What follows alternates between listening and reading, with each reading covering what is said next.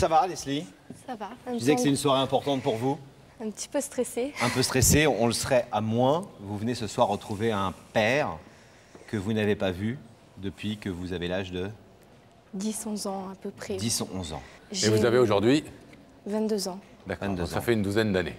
Voilà. Un papa qui a été très peu présent avant, Je l'ai vu 3-4 fois dans ma vie, en tout. en tout. La dernière fois que je l'ai vu, ça a été... Enfin, que je l'ai vu, oui. Ça a été vers mes 10-11 ans. Et on avait fait on avait pris une petite semaine de vacances. Et je me rappelle d'un petit moment avec lui qu'on avait passé à la Belle Étoile. En fait, on avait dormi dans des sacs de couchage et voilà, c'était un petit moment. Ça, c'est un beau souvenir, un des rares souvenirs avec ce papa tellement absent. Et qu'est-ce qui a fait qu'ensuite, à nouveau, vos chemins se sont séparés? En fait, je suis rentrée en foyer.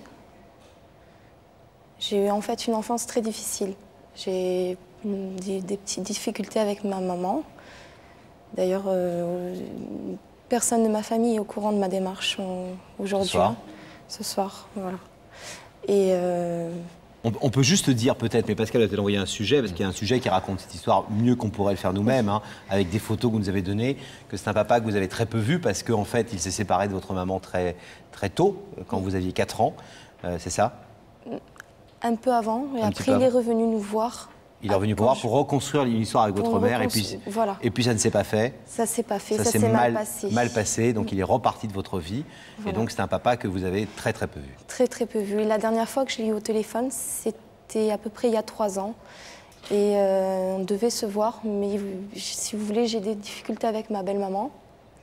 Elle n'a pas voulu de moi dans sa vie, elle a peut-être eu peur, elle a eu ses raisons, hein. Je ne suis pas là pour lui faire un procès, elle a sûrement eu ses raisons. Mais, La nouvelle femme de votre père. Voilà, c'est à cause de ça en particulier que j'ai pas pu voir mon Que papa. vous ne l'avez pas revu il y a 3 ans quand vous avez eu ce contact. Voilà, Donc, en fait, il voulait me voir, mais en cachette. Il ne voulait pas me voir officiellement.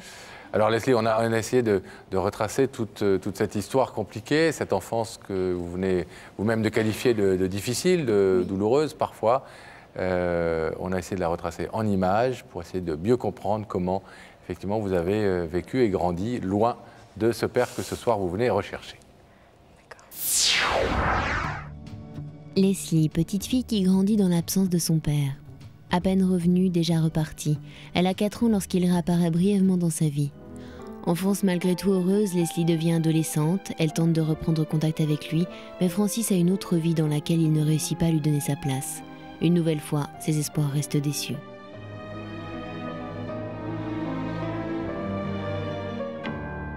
Force de caractère et détermination deviennent les maîtres mots de cette jeune femme souriante et épanouie.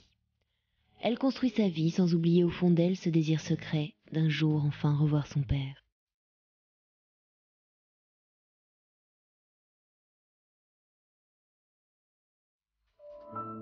Leslie se sent prête à dire à son père combien il manquait sa vie. Elle veut briser les silences et les non-dits et tirer un trait sur le passé, car au fond de son cœur, elle a toujours aimé ce papa qu'elle n'a pourtant que croisé. Aujourd'hui, Leslie veut lui demander de faire partie de sa vie, mais cette fois, pour toujours. Après tant d'années, Francis sera-t-il prêt à ouvrir ses bras et son cœur à sa fille Leslie?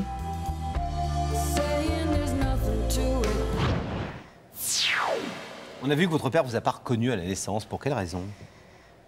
Exactement, je ne sais pas les raisons. Mais ce que les gens m'ont raconté, je ne sais pas. C'est un flou pour moi. C'est plein de choses très différentes, quoi. Voilà. Et justement, c'est justement ça, pour une de ces raisons que j'ai envie de le rencontrer, parce que non seulement je ne connais pas mon origine, petite anecdote, mais beaucoup de gens me disent que je suis typée espagnole ou italienne, et je ne sais pas. Je voudrais lui poser des questions. Donc voilà, c'est... Quelle image justement vous avez de ce père?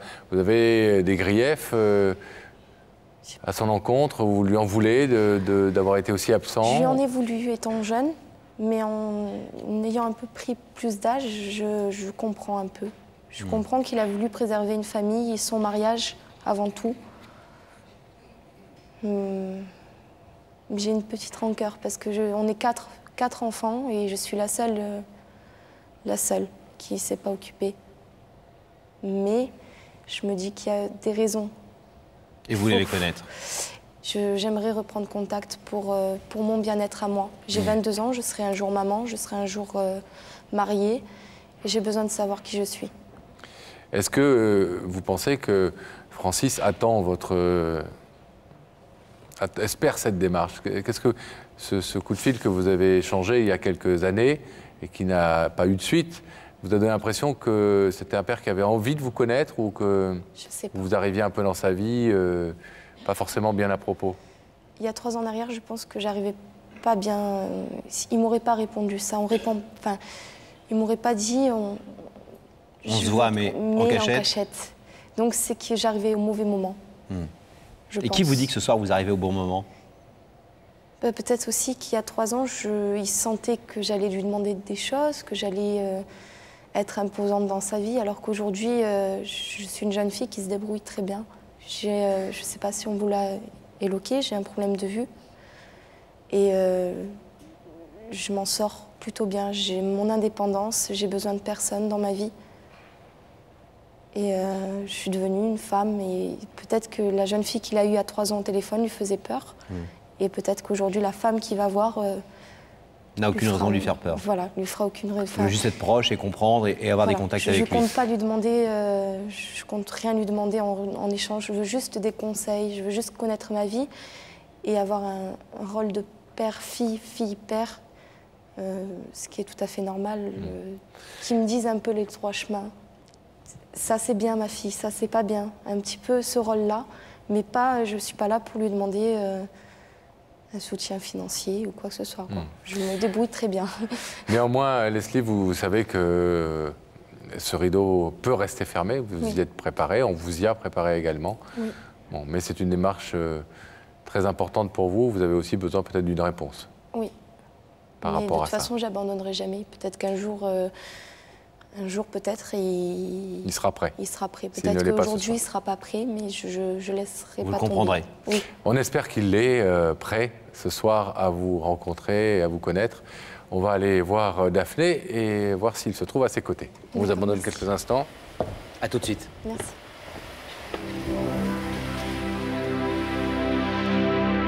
Le rideau se referme, Pascal. On va pouvoir donc demander à Gabriel Coteau d'ouvrir la connexion avec la loge de Daphné. Daphné, est-ce que vous êtes là?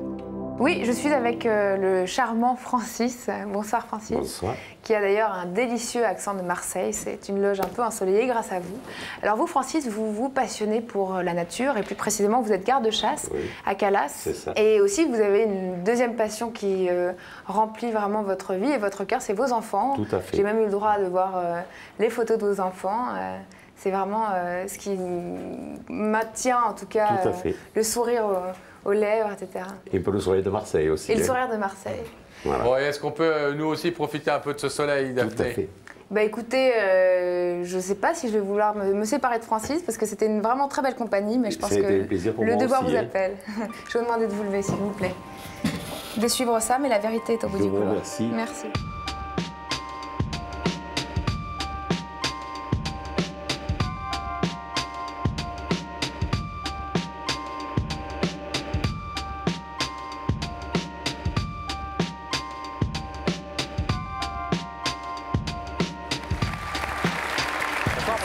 Ça va bien? Bonsoir. Ravi de vous rencontrer, voici Laurent. Bonsoir Francis, asseyez-vous. Merci d'être venu, d'avoir abandonné le Merci soleil à vous. marseillais. Il fait beau à Marseille en plus en ce moment. Très beau. Bon. Plus beau qu'à Paris. Ah oui, ça Bon, c'est sûr. C'est fréquent. Hein. C'est fréquent. Bon. Alors ce bel accent, une bonne humeur, un visage avenant, Oui. tout ça pour venir sur le plateau de Y'a que la vérité qui compte, ça c'est sans doute quelque chose que vous n'aviez pas forcément prévu. Non, on croit toujours que ça arrive aux autres. Oui, mais vous c'est regardez l'émission plaisir. un petit peu? Ah oui. Bon, Souvent. et effectivement, vous ne vous êtes jamais dit, tiens, je vais me trouver moi aussi à mon tour en face de Laurent et Pascal. Ben, on y passe toujours un petit peu quand même. Ah oui. Oui. Selon la vie qu'on a eue. Bien sûr. Hein? Et on a tous d'ailleurs l'occasion dans notre Voilà. vie de venir sur ce plateau un Et jour. on hein. arrive toujours à un peu y penser. Eh ouais. Quel type d'histoire vous y fait penser plus particulièrement? Ben, j'ai une fille que j'ai perdue de vue depuis quelques années. Et j'ai toujours pensé que peut-être Ça serait comme ça que vous la retrouveriez? aussi. Une nouvelle d'elle? Non, depuis quelques années. Si jamais un jour vous voulez qu'on vous file un coup de main sur ce dossier-là... Oui, si ce n'est pas ce que je pense ce soir, oui. Eh bien, dites à notre équipe, on fera le nécessaire. Francis, je vais vous proposer, comme le veut le principe de l'émission, un indice, une question qui va vous être posée dans ces écrans. Regardez. Francis, dans la vie, crois-tu qu'on ait toujours le choix? Grande question de « Il n'y a que la vérité qui compte ». Est-ce qu'on a le choix dans la vie? Est-ce qu'on a toujours le choix dans la vie? Non, malheureusement, non. Malheureusement, non. Hein, c'est l'histoire et l'expérience qui nous le dit. Tout à fait. C'est ce que vous pensez? Tout à fait. Quand vous regardez votre vie en arrière, vous vous dites j'ai pas forcément toujours eu le choix ou les moyens du choix. Absolument. Et si j'avais eu le choix, j'aurais peut-être fait autrement? Absolument. Pour beaucoup de choses? Oh oui. Oui? Oui. Des regrets? Un petit peu. Des choses que vous ne referiez pas forcément de la même façon si Tout vous à pouviez. fait. Surtout de ne pas être à la en arrière. hauteur certaines fois. De ne pas avoir été? À la hauteur, qu'il aurait fallu peut-être que je le sois. Enfin, qui peut dire qu'il a toujours été à la hauteur? C'est vrai Francis aussi. Et reconnaître qu'on n'a pas été à la hauteur, c'est déjà une grande oui. preuve d'intelligence et de sensibilité, en tout cas. Tout à fait. Et de lucidité.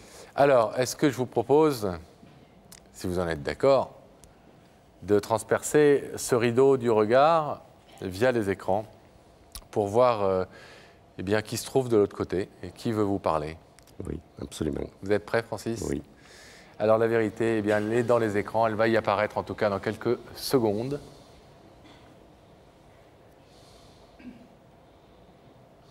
C'est ma fille. Oui. Oui. C'est ma fille. Qui est magnifique d'ailleurs. Que j'ai plus vue depuis 6 ans. Pas une seconde d'hésitation, en tout Oh. cas, pour l'identifier. Oh, non.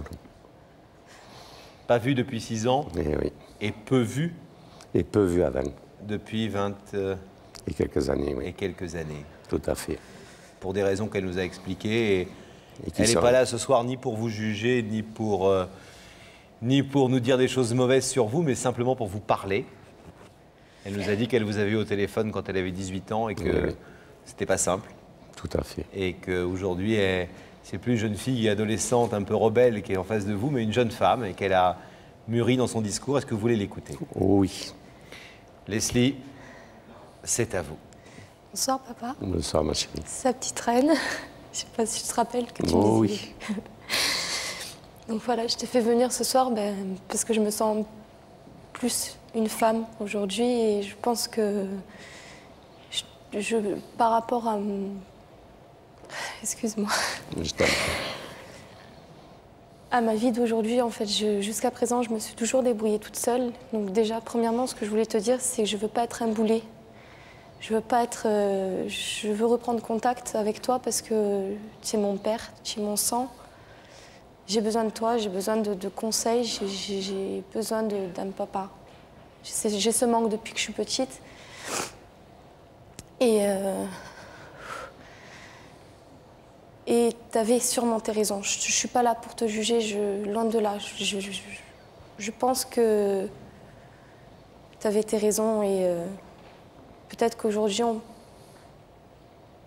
on peut essayer, je ne sais pas. On peut essayer de reprendre une relation, même si tu veux par téléphone au départ. Je ne sais pas. Moi, ce que j'aimerais, c'est te revoir, te serrer dans mes bras, mais je te force pas la main. Je veux pas que tu...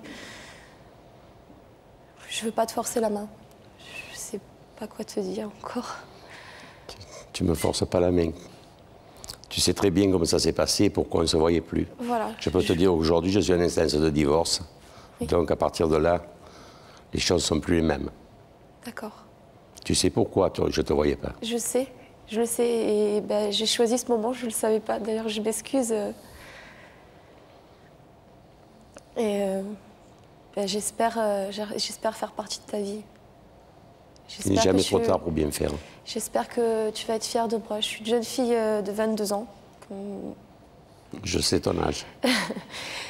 Je m'en sors très bien dans ma vie malgré mon handicap. Je suis en formation, je suis en appartement toute seule. J'ai aucun contact avec ma mère. La démarche que je fais ce soir est personnelle. Aucune personne de ma famille n'est au courant. Je les mettrai au courant demain, sûrement. Et ma mère ne se mettra pas entre nous deux parce que je ne lui parle plus, ça fait à peu près 1 an et quelques mois, pour des raisons que je t'expliquerai hors émission. Et j'aimerais te prouver la jeune femme que je suis devenue. C'est vrai que je suis passée par des caps difficiles. J'ai été en foyer, j'ai été pas très bien traitée par certaines personnes de ma famille. Mais je suis devenue une jeune femme. Je suis fière de moi et j'aimerais que toi, tu sois fière de moi. Je le suis déjà. Je t'aime, papa. Je t'ai toujours aimé. J'ai toujours pensé à toi. Je ne sais pas si toi, je pense que tu as eu des pensées pour moi. Maintenant, ton choix, c'est de laisser fermer le rideau. Je te respecte. Tu vas penser ça bizarre de dire je t'aime parce que je te connais pas, mais c'est faux. C'est le sang qui parle. Et je respecterai ta décision, je te respecterai, mais je ne lâcherai pas l'affaire. je ne laisserai pas tomber. Voilà. C'est tout ce que j'avais à te dire. Je t'aime. Moi aussi. Moi aussi. Francis, comment vous analysez cette coïncidence entre ce moment où tout d'un coup vous êtes à nouveau disponible pour elle et le fait qu'elle fasse cette démarche maintenant? Mais oui, c'est vraiment une coïncidence. Hein. C'est vraiment. Le hasard fait parfois bien les choses. Voilà, le hasard fait bien les choses. Parce que c'est vraiment une coïncidence. Vous avez pensé à votre fille beaucoup depuis oui. Plus de 20 ans? Oui. Et ce soir, je pensais qu'avec elle qui pouvait me faire ça. Donc vous veniez en le sachant? En étant persuadé que ce serait ça? Dans le fond de moi, oui. Quand vous avez montré vos photos, Daphné tout à l'heure nous disait que vous lui avez montré des photos d'enfants, vous avez d'autres enfants? Oui. Comment vous gérez ça depuis 20 ans Vous savez, quand il y a des enfants de 3 mariages différents, c'est pas évident. Mais non. Et si j'en suis à l'instance de divorce aujourd'hui, c'est pour ça. C'est parce que? Parce que je ne pouvais pas avoir ma fille comme je voulais. Et j'étais devant un dilemme, j'avais un mur devant moi, j'avais 2 enfants jeunes. Et donc, il me fallait faire un choix. Et le choix, c'est vrai, je le dis devant Leslie, je l'adore ma fille, mais mes 2 enfants étaient jeunes, avaient 6 et 8 ans, et j'ai choisi mes 2 enfants. Voilà. Qui explique que vous nous avez dit tout à l'heure que parfois on n'a pas toujours le choix. Tout à fait. En tout cas, vu de l'extérieur, on a l'impression qu'on a le choix pour les autres qui jugent. Tout à fait. Mais quand on vit les choses... C'est facile de juger, mais oui. C'est pas toujours évident. On sait. Voilà. Je vais vous demander de vous lever, s'il vous plaît, Francis, sur la petite croix face au rideau. Il y a de l'autre côté de ce rideau votre fille aînée, votre fille Leslie, qui vient vous voir après des années et des années de séparation, de malentendus, d'incompréhension, de distance, et qui voudrait ce soir, sans vous demander autre chose que des choses du cœur et une présence, eh bien abolir enfin la séparation et la distance, symbolisée par ce rideau que vous pouvez évidemment choisir de laisser fermer, mais que vous pouvez aussi, comme elle l'espère, ouvrir. Qu'est-ce que vous décidez? J'ouvre le rideau. Allez-y, Francis.